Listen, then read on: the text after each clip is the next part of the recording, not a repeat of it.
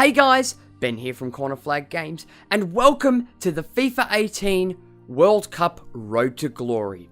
In this series, I will be taking my home nation of Australia as far as I can in the new FIFA 18 World Cup mode. We will also have two permanent guest commentators in this series, who will be Josh Ferreira from Crossbar Capers and Dan from Garfield V2. And to add something fresh, we will also have a permanent technical analyst, which will be done by Terence from WirelessVLOGS. This series will be released over the real life time span of the actual Russia 2018 World Cup, and because of that, the current Rivals Revival series will be on hold until the World Cup ends.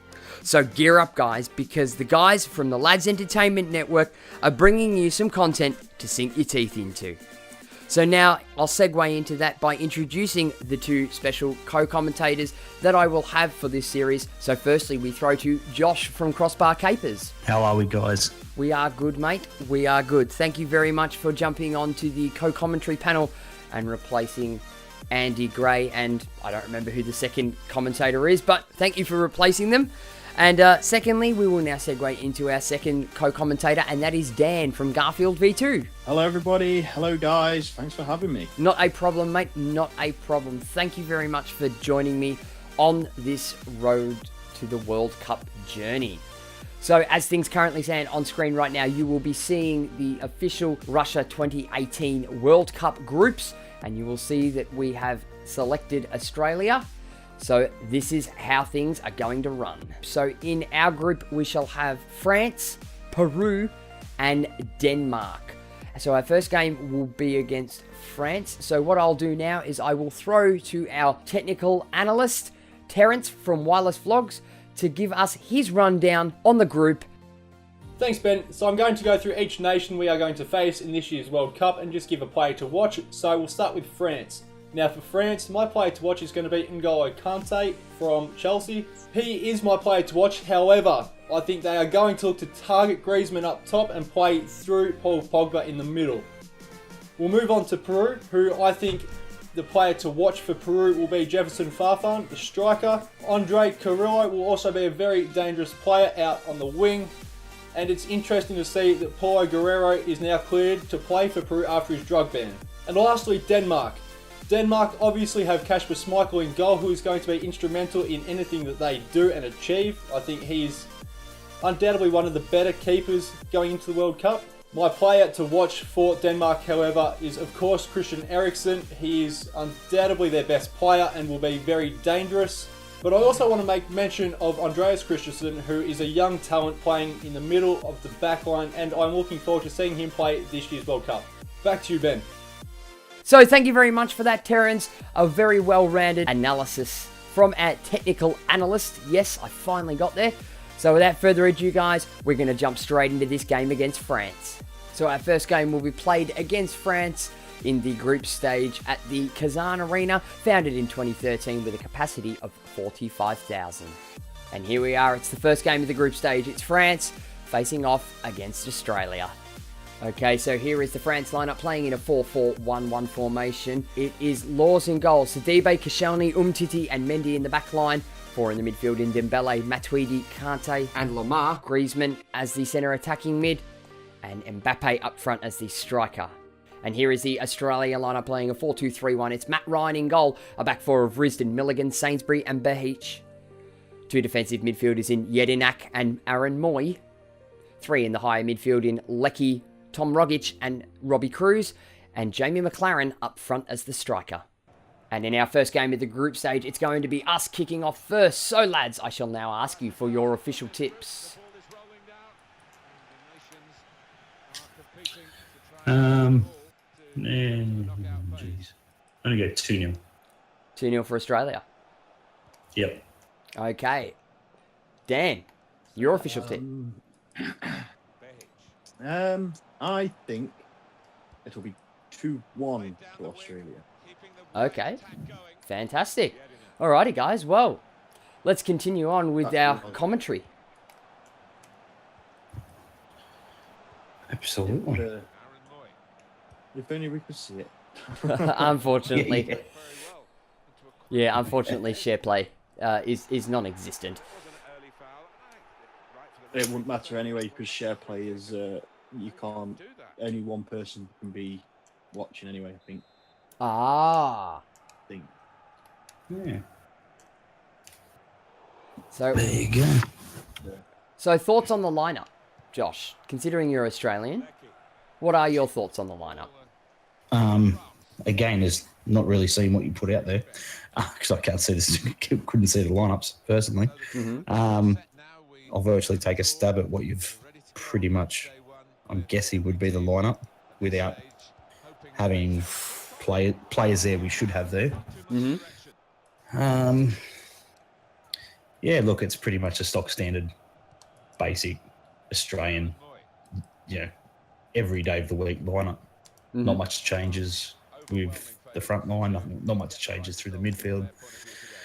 And unfortunately, not much has to change in the back line because we haven't got good enough fullbacks to be to allow for that. So Correct. Unfortunately, we'll be very open at the back come the World Cup. And yeah, look, only time will tell. Yeah. Australia's biggest problem is that we have too many decent midfielders and not enough places in midfield to put any of them. Well, that's correct, and obviously, as some people may have seen, obviously, watching Aston Villa, our captain, centre of midfield has been playing fullback for them. So, obviously, it proves that he can do the job if needed. Same could be said for Mark Milligan. Well, that was the next thing. Yeah, obviously Milligan played in the back line now, friendly the other night against the Czech Republic. So I always find though the problem is you want to be playing your better players in their actual position. It's good to have a. Well, here we go. We're through on goal. It's McLaren 1-on-1, and we're 1-0 up. 29 minutes in, lads. happy days. Well done. Sorry to cut you off, Dan, but we'll get your thoughts in just a moment after we get the replay. And it was a beautiful one-on-one goal. Beautiful through ball flicked on by Aaron Moy through to Jamie McLaren as he goes one-on-one with Hugo Lloris and slots it in to the bottom left of the keeper.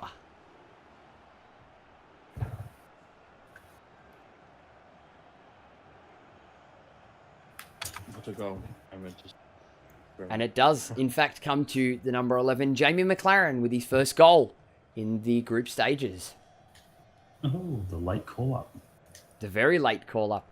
And France are going to kick us off. We're half an hour into this one now. Dan, your thoughts? Yeah, so just to continue, I was going from with the your stronger players. It's good to have utility men, but I tend to find that the better utility men are the ones that have how can I put it? Sort of failed in their main position, if you like, or outclassed in their main position. But yeah, I think it's just one of those things. You've got to be wary of having a utility man that can play anywhere, but you don't want your better players playing as that utility man. No, and that would be absolutely correct. I would agree with you on that point. May we give some love to France? I know. Yes. Just to be the devil's advocate. No, we've got to see to be fair and balanced. Fair and balanced. I think when you've got a team that can put four full squads out of like 40 people they can choose from, there's no balance. No, you would be correct in saying that. But that's what makes France, very, very good candidates for a favourite title this year. So because, I mean, you just that formation that they've come out with, just on paper, can you actually see any other real teams causing too many issues? I mean, to timestamp when we're recording this, Germany played one of their sort of pre-World Cup matches today, and they lost. So I mean, they mean nothing. Friendlies mean nothing in the World Cup because and anything can happen in the World Cup. But yeah, I think you're coming up against playing against France is going to be a difficult one. But you seem to be handling it quite well, sir. So yes, we are. Just keep it up. We are. And as you finish your point there, Dan, the halftime whistle has now blown. So as the boys roll into the sheds at halftime, it's France 0, Australia 1.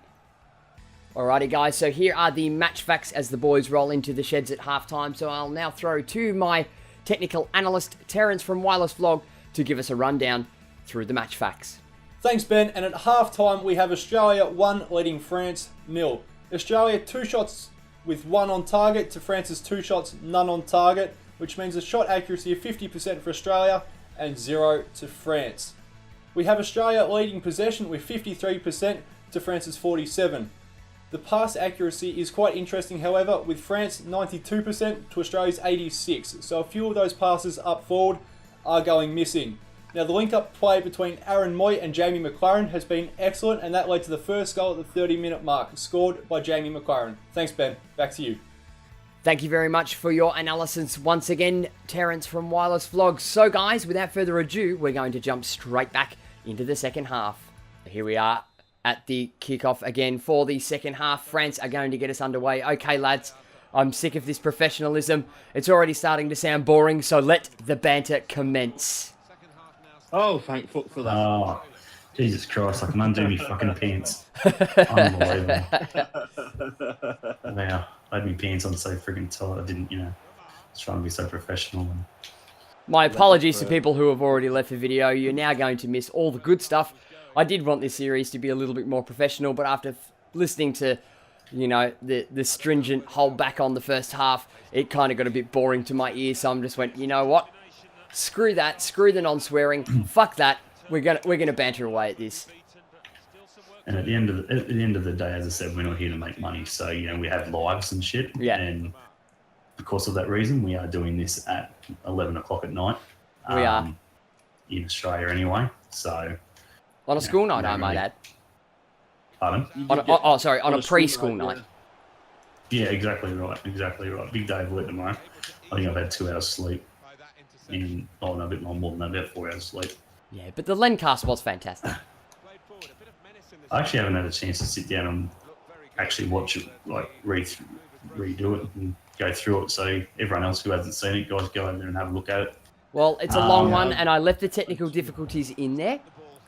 I did leave the technical difficulties in there, but I have time-stamped it in the comments for people to skip it if they so wish.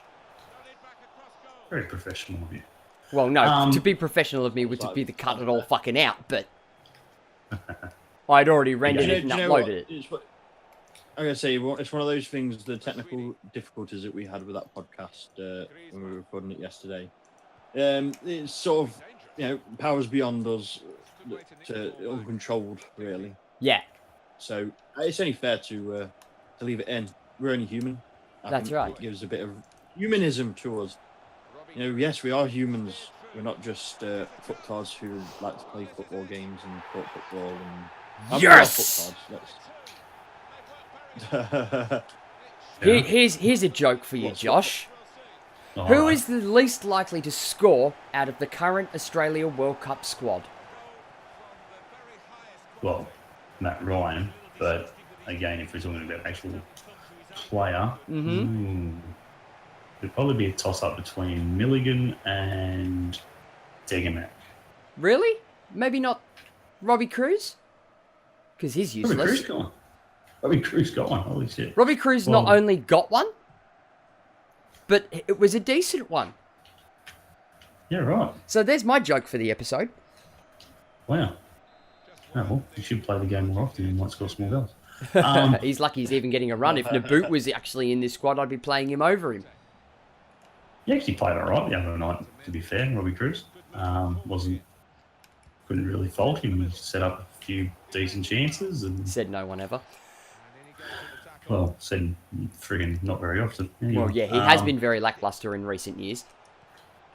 Yeah, look, he's just come back from injuries and he's had a bit of a rough trot to try and get back into the swing of things. It's not good. But look, it's a mountain task for Australia to get through this group. Oh yeah, 100%. The thing is on that though, to emphasis on that, I think And it's no disrespect to Australia, but I think if just qualifying is fantastic achievement. Anything beyond that, if you're expected, I think, to fuck up and just be the whipping boys of that group. But hopefully that will play to your advantage as well, because hopefully that means you'll get some points. Hopefully. Yeah, Underestimate. Well, we've just brought on the big man, Mr. Australia himself. Timmy Cahill. Timmy Cahill. We the biggest thing is we made it hard for ourselves, which We did. just annoys us the most. We should have been the first team to qualify for the World Cup, and we ended up being the last. Correct. So, one of the first to qualify. Yeah. Well, Japan were always going to top it. Yeah, look, but yeah, they're again getting beat in friggin' friendlies and struggling pretty bad. So, yeah, look, as I said, we'll they'll go there, and I think Van Marwijk has set a little bit more of myself at ease than what I was when he first came in. Yep, I would agree with that too. Uh-oh, we've I just think handed it he's- to him. Oh, God, why did I do that? Ben, what are you you doing? notice? You know this game mode is broken. You've played it enough. Don't play out from the back and give it straight to a France bloody attacker. Did they score? No, they didn't. They put it wide. Oh, thank fuck for that. Yeah, I know, but it was Really dumb on my correct. part, and it was umtiti. Oh, that's a special word. Google that one, guys. I like Umtiti. I do too. That's a good word. Oh, here we go. They're going to get one now. Oh, no, they've tried to lob... Umtiti's tried to lob Ryan. I can't get it out of the defence now. Why is Umtiti playing up front? Have they just gone all out attack against you? I would assume so. Wow. Because we all know Yeah. all-out attack, when you play the all-out attack, it pushes a defender higher up the pitch. But yeah, we can't get the ball out of our own half now. We're 89 minutes in. The AI's had enough. They've brought on the Scorpion. Had enough. They've brought on the Scorpion Prince. Scorpion Prince. Yes, the Prince, not the King. The Prince. The King is Riley McGree, but they have brought on Giroud. Yeah. Giroud. Good move going, Chelsea. Yeah, and his first contribution is being offside. But guess what, It's lads? funny because now it's full time. It's 1-0, is it? 2-0. Oh, see, I wanted to say 2-0, but because Josh did, I felt I couldn't. Yeah. So Josh is already ramping along in the tip stakes. Happy days. He's already one up. That's it. Don't muck around, mate. Don't muck around. He's not mucking around. Griezmann did end up getting the boot off, but at the end of 90 minutes, it's going to finish France 0, Australia 2. So guys, as you can see on screen right now, we do have the match facts at the end of the 90 minutes. So I'll now throw to our technical analyst Terence from WirelessVLOGS to give us a rundown. Thanks, Ben. And now into the full-time match stats. We have the final score at Australia 2 to France's 0. Australia 4 shots, 3 on target for their 2 goals. France, surprisingly after half-time, ended up with 7 shots, 1 on target, which means their shot accuracy was 14% to Australia's 75%. Interestingly also is the possession. France turned it around in the second half to end up with 53% of the ball, as Australia's 47%. Our pass accuracy also evened out, with France ending up down on 87% and Australia sort of evens after half-time at 84%. Back to you, Ben. Thank you very much for your analysis, Terence. So guys, we are now at the end of the first game of our group stage to get through possibly to the round of 16. I've got my fingers crossed, but who knows where we're going to go. But that is going to cap us off for the end of this episode, so I'll now throw to my 2 special guests for their sign-offs. So the first one will be Josh from Crossbar Capers. Thanks again for having me, guys. Sorry for the professionalism. It won't happen again. Yes, we make certain now that there will be no professionalism in this series because it just makes it bland and boring. So I'll now throw to my second commentator for this series, and that is Dan from Garfield V2. Thank you for watching, listening, and all that jazz. I think the professionalism was very well handled. I think it was fantastic. I know. Didn't say fuck No once. fucker ever. Yeah, said no fucker ever. We're allowed to swear now. So I would like to thank my 2 commentators for this Road to Glory World Cup series, for joining me once again for this. And as for myself, thank you very much for watching, guys. Be sure to give the video a like if you enjoyed it, and leave your comments and feedback below. Don't forget to smack that subscribe button if you haven't already, and tick the little notification bell to be notified every time I upload a video. For those of you who aren't aware, please jump on and join the official Corner Flag Games Discord server. Links will be on screen and in the description below. And I'll be back with the World Cup Road to Glory very soon.